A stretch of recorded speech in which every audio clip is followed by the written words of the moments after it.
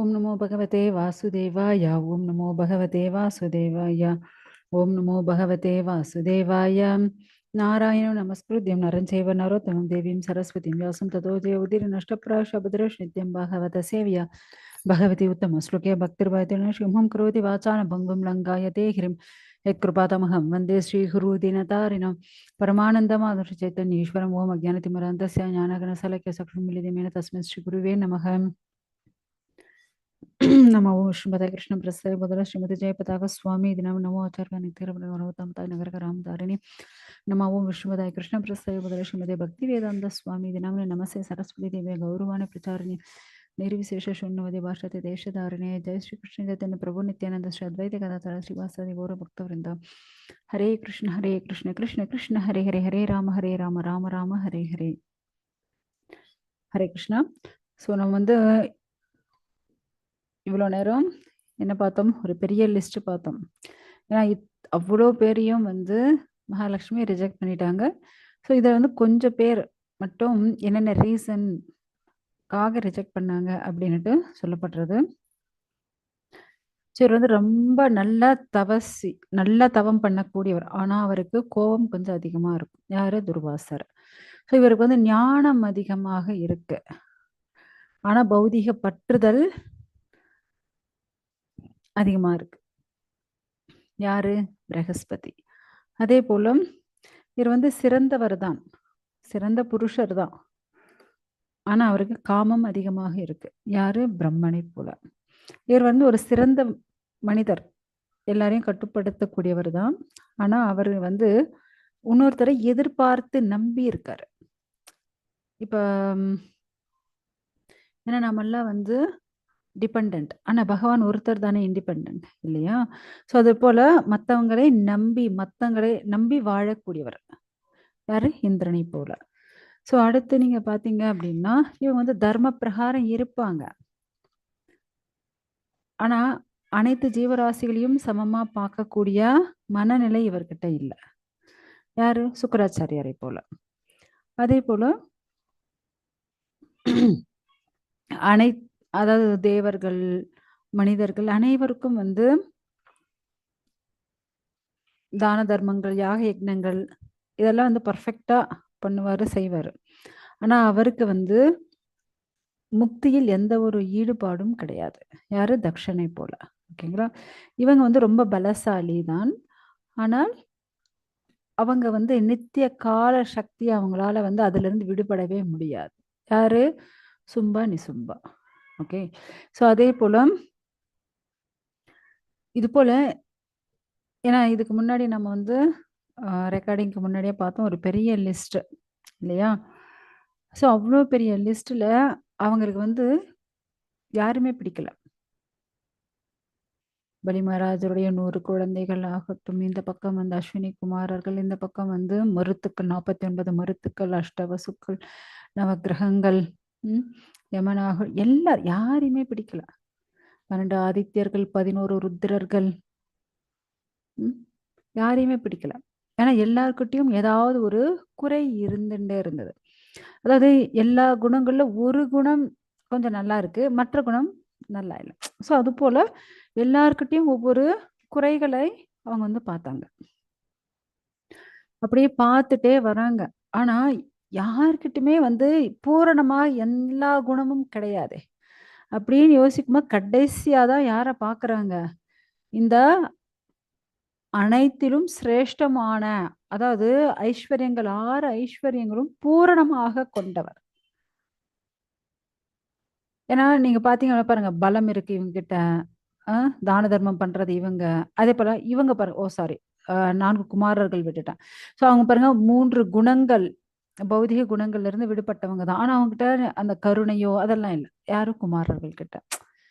கொஞ்சம் பாருங்க, இது போல எல்லார்கிட்டயும் ஒவ்வொரு குறைகள் இருக்கு.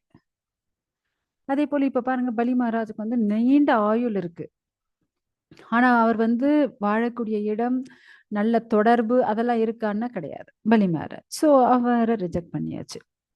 ஸோ இவங்ககிட்ட நல்ல தொடர்பு இருக்கு, ஆனா ஆயுள் நல்லதா இல்லை. யாரை போல? மனிதர்களை போல. ஸோ அது போல இவங்க கிட்ட ஓகே, நீண்ட ஆயுள் இருக்கு, ஆனா என்ன, பழக்கவழக்கம் சரியில்ல. அதாவது என்ன, அம் சுடுகாட்டுல இருக்கிறது, சில போதை வஸ்துக்கள் எடுத்துக்க ஸோ இப்படி எல்லாம் இருக்கு. ஸோ யாரு? சிவனை போல. ஸோ இப்படி எல்லாரையும் கிராஸ் பண்ணி அந்த அம்மா போயிட்டே இருக்காங்க. அதாவது பூரணமாக யாருமே கிடையாதே! அப்படின்னு அந்த அம்மா வந்து தேடிண்டே போயிட்டுருக்காங்க. கடைசியா தான் பார்க்குறாங்க. அந்த 6 ஐஸ்வர்யங்களும் பூரணமாக வெல் குவாலிஃபைடு பூரணமாக இருக்கக்கூடியவர். யாரு அப்படின்னா, தேவோத்தம பரமபுருஷர் பகவான் தான். ஏன்னா, ஐஸ்வர்யஸ்ய சமக்ரஸ்ய வீரியஸ்ய யசஸ்ஸ்ரியக ஞான வைராக்யோச்சைவ ஷண்ணாம்பக இதிங்கணாம். ஸோ பலம், புகழ், செல்வம், அறிவு, அழகு, வைராக்கியம் அப்படின்ற 6 ஐஸ்வர்யங்கள் பூரணமாக கொண்டவர் யாரு அப்படின்னா பகவான் தான். ஸோ அப்படியாப்பட்ட பகவானை அவங்க வந்து பார்க்கறாங்க. இவர்கிட்ட எந்த ஒரு குறையும் இல்ல. எதரையும் எதிர்பார்க்கறதில்ல. எந்த ஒரு பலனை எதிர்பார்த்து பண்றதில்ல. எந்த ஒரு பிரதிபலனையும் பார்க்கறதில்ல. எதுவுமே இல்ல. அப்படி பூரணமானவர். பார்க்குறாங்க. இப்படி ஒருத்தர் கிடைப்பாங்களா என்ன? ஏன்னா இதுவரையும் அவங்க பார்த்தவங்க எல்லாமே டிபெண்டன்ட். இன்னொருத்தங்கள எதிர்பார்த்து இருக்கக்கூடியவர்கள். ஆனா பகவான் ஒருத்தர் தான். அந்த நாராயணர் ஒருத்தர் தான் சுதந்திரன். புரியுதுங்களா? ஸோ அதனால, இந்த முகுந்தன் இவன் ஒருத்தன் தான் சுதந்திரனாக இருக்கான். மத்தவங்க எல்லாம் இன்னொருத்தங்கள டிபெண்ட் ஆகியிருக்காங்க. இவர் ஒருத்தர் இண்டிபெண்டன்ட். உடனே திருமகள் என்ன பண்ணாங்க? இவ்ளோ தெய்வீக குணங்கள், யோக சித்திகள் அனைத்தும் பூரணமாக இருக்கக்கூடிய அந்த பகவானுக்கு, தன் கையில இருக்கக்கூடிய அந்த மாலைய அந்த முகுந்தனுடைய கழுத்துல போட்டாச்சு. போட்டுட்டு அப்படி ஒரு ஆனந்தம் அந்த அம்மாவுக்கு.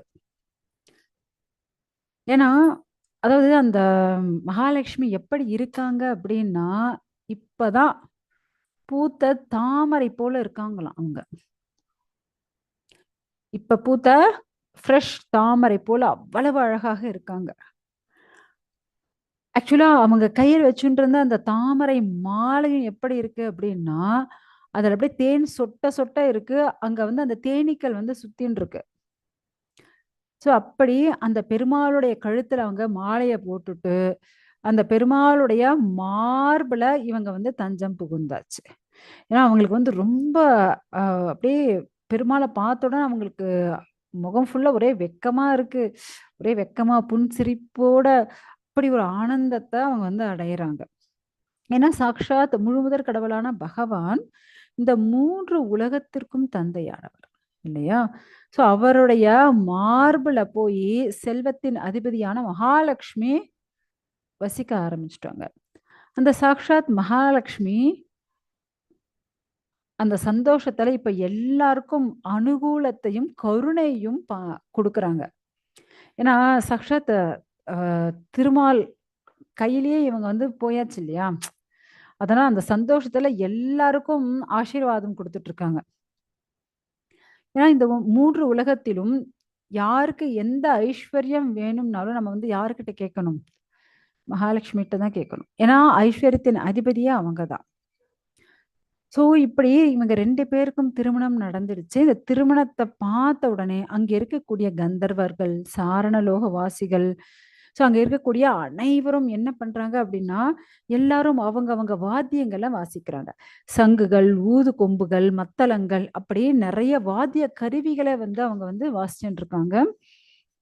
எல்லாரும் அதேபோல அவங்க அவங்க மனைவிகளோட சேர்ந்து ஆடி பாடி கொண்டாடிட்டு இருக்காங்க. ரொம்ப சந்தோஷமாக நடனம் ஆடுறது, பாடுறது அப்படின்னுட்டு எல்லாம் பண்ணிட்டு இருக்காங்க. அதேபோல அங்க வந்து பிரம்மதேவர், சிவபெருமான், பெரிய பெரிய ரிஷிகள், அங்கிரஸ் போன்ற அதேபோல பிரபஞ்ச நிர்வாகிகள் எல்லாரும் இருக்காங்க. அவங்க எல்லாரும் பார்த்துட்டே இருக்காங்க. சாக்ஷாத் முழுமுதற் கடவுளான பகவான் னுடைய பெருமைகள வந்து அவங்க வந்து அப்படியே எல்லாரும் புகழ்ந்து பாடிட்டு இருக்காங்க. பாருங்க, ஏன்னா நாங்கள்லாம் குறைகள் உடையவர்கள். ஆனா குறையே இல்லாதவர் யாரு? அந்த முகுந்தன், அந்த கோவிந்தன். ஸோ நீங்க ஒருத்தர் தான் சுவாமி எந்த ஒரு குறையும் இல்லாதவர் அப்படின்னுட்டு எல்லாரும் என்ன பண்றாங்களாம்? பகவானுடைய பெருமைகள வந்து புகழ்ந்து பாடிட்டு இருக்காங்க. ஸோ இப்படி எல்லாரும் பாடிக்கிட்டு என்ன பண்றாங்க? அப்படியே பயங்கரமா மழை கொட்டுனா எப்படி இருக்கும்? அதுபோல பூ மாரி பொழிஞ்சுட்டு இருக்காங்க. எங்க?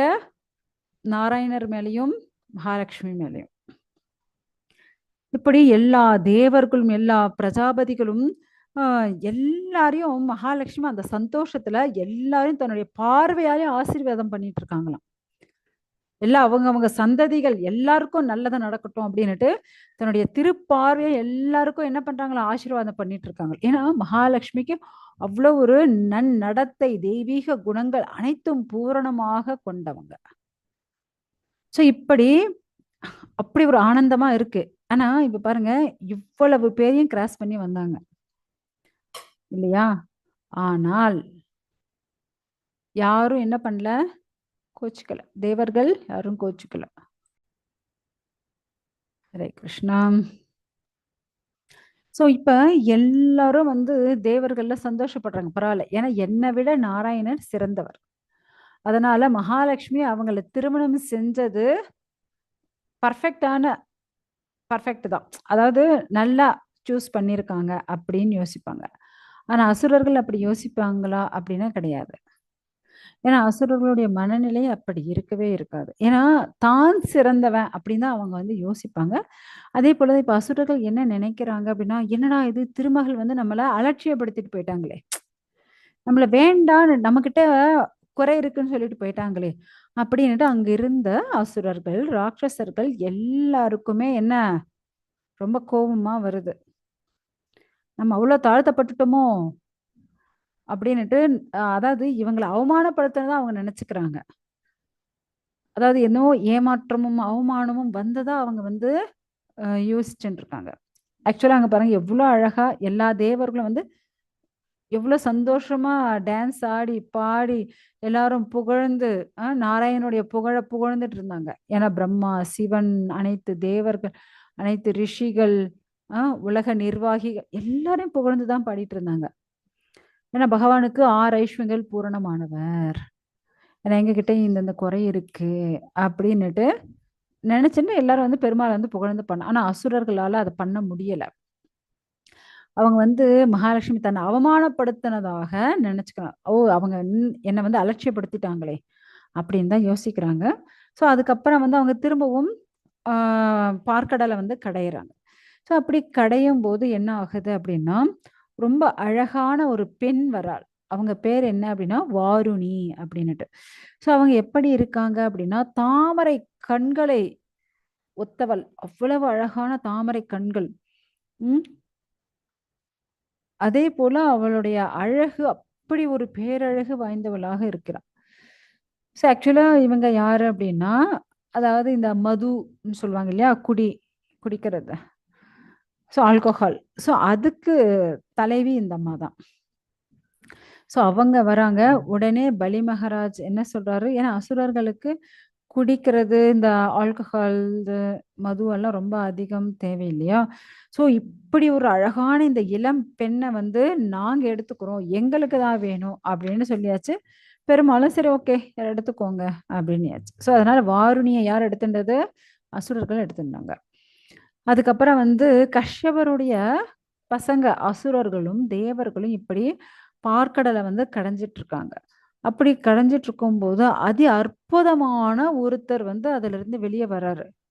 பாக்குறாங்க, முதல்ல பெண்கள் வந்தாங்க இல்லையா, இப்ப யாருப்பா வர்றது அப்படின்னு பாக்குறாங்க. பார்த்தா ரொம்ப அழகான ரூபம், இவ்வளவு ஒரு அழகான ஆண்மகனா அப்படின்னுட்டு எல்லாரும் அப்படியே பார்த்துட்டே இருக்காங்க.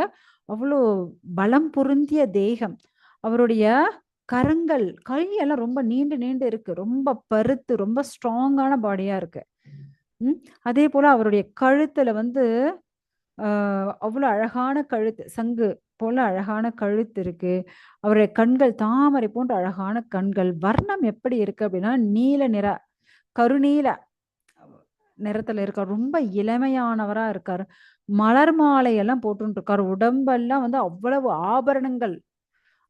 ஆபரணங்களை போட்டு இருக்காரு. மஞ்சள் நிற பட்டாடை போட்டு இருக்காரு. முத்து மாலை பளபளன்னுட்டு அவ்வளவு அழகா போட்டு இருக்காரு. அழகான குண்டலங்கள் இருக்கு. அவருடைய தேகங்கள் எல்லாம் அவ்வளோ அழகா இருக்கு. அவருடைய ஆஹ் அவ்வளோ ஒரு மாதிரி ஷைனிங்கா இருக்கு. அவருடைய மார்புகள்லாம் அப்படியே அகன்று விரிந்து இருக்கும்.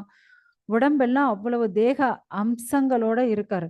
எப்படி காட்டிற்கு ராஜா சிங்கமோ, அந்த சிங்கம் எப்படி இருக்கும் அப்படின்னா, அப்படியே ரொம்ப பருத்து பெருசா ரொம்ப அப்படியே பயங்கரமா கர்ஜிக்கும் இல்லையா? ஸோ அது போல இவர் வந்து அவ்வளோ பெரிய ரூபத்தோட அவ்வளோ கம்பீரமா இருக்காரு. அவர் கையில வந்து அந்த கங்கணங்கள், வளையல்கள், வங்கி, ஒடியாணம் இப்படி அனைத்து ஆபரணங்களும் அவர் வந்து போட்டுட்டு இருக்காராம். இப்படி போட்டுட்டு இருக்கும்போது அவர் கையில என்ன இருக்கு அப்படின்னா, அவர் கையில வந்து ஒரு அமிர்த கலசத்த வச்சுட்டு இருக்காரு. ஸோ இப்படி அமிர்த கலசத்த வச்சுட்டு இருக்காரு. இவர் யாரு அப்படின்னா, இவர் வந்து சாக்ஷாத் பகவான் விஷ்ணுவுடைய ஒரு அம்ச அவதாரம். ஒரு அம்சத்தினுடைய அம்சமாக கருதப்படுகிறார். ஆக்சுவலா இவர் வந்து ஒரு மருத்துவர். ஓகேங்களா? இவர் பெயர் என்ன அப்படின்னா தன்வந்திரி. ஸோ அப்படியாப்பட்ட அந்த பகவான் அங்க வந்து அப்படியே அந்த அமிர்த கலசத்தோட வராரு. ஸோ அந்த தன்வந்திரி ஆக்சுவலி இந்த ஆயுர்வேதிக் அந்த இதுல தன்வந்திரி. So அந்த அவர் வந்து தன்வந்திரி தான். ஸோ இவர் வந்து அந்த அமிர்த கலசத்த ஏந்திண்டு அவ்வளோ அழகா வராரு. வரம்போது அசுரர்கள் எல்லாம் பார்த்தாச்சு. ஓகே இதுதான் அமிர்த கலசம். அப்படின்னுட்டு என்ன பண்ணியாச்சு, அவர்கிட்ட இருந்து டக்குன்னு பலவந்தமாக பிடுங்கிட்டு அவங்க வந்து ஓட ஆரம்பிச்சுட்டாங்க. அமிர்த கலசத்த. ஸோ அப்படி பிடுங்கிட்டு போனாங்களா, அவங்களாவது குடிச்சாங்களா? அதுவும் கிடையாது. ஏன்னா அமிர்த கலசத்த அசுரர்கள் அபகரிச்சுட்டு போயாச்சு. தேவர்களால ஒண்ணும் பண்ண முடியல. ஏன்னா அவங்களுக்கு வந்து அந்த பலமும் கிடையாது. உடனே அவங்க என்ன பண்றாங்க, சாக்ஷாத் நாராயணனுடைய ஸ்ரீ ஹரியினுடைய பாதத்துல வந்து சரணடைகிறாங்க. சுவாமி நீங்க தான் எப்படியாவது அமிர்த கலசத்த வாங்கி குடுக்கணும். ஸோ பகவான் சொல்றாரு. ஏன்னா பக்தர்களுடைய நோக்கம் பகவானுக்கு தெரியும் இல்லையா? நீங்க வந்து தேவர்களே கவலைப்படாதீங்க. வருத்தப்படாதீங்க. ஏன்னா, இப்ப அவங்க புடுங்கிட்டு போனாங்க இல்லையா? ஒருத்தரும் குடிச்சிருக்க மாட்டாங்க. ஏன்னா, அவங்களுடைய புத்தி தான் முதல்ல குடிக்கணும்னு யோசிச்சு, ஒருத்தரோட ஒருத்தர் வந்து புடிச்சு இழுத்துட்டு இருப்பாங்களே தவிர, ஒருத்தரும் குடிக்க மாட்டாங்க. இப்ப கௌரவர்களுக்கும் பாண்டவர்கள் வந்து சின்ன குழந்தையா இருக்கும்போது, கையில வந்து ஒரு கட்டைய கட்டியாச்சு. கட்டி அப்படியே கை வந்து மடக்கவே முடியாது. அப்படியே நீட்டா கைய அப்படியே வச்சுட்டு, உணவும் பரிமாறியாச்சு. இப்ப சாப்பிடுங்க அப்படின்னா, கௌரவர்கள் ஒருத்தர் கூட அ சாப்பிடவே முடியல. அதே பாண்டவர்கள் பார்த்தா மாத்தி, மாத்தி அவங்க என்ன பண்ணிக்கிறாங்களா, ஊட்டி விட்டுக்கிறாங்க.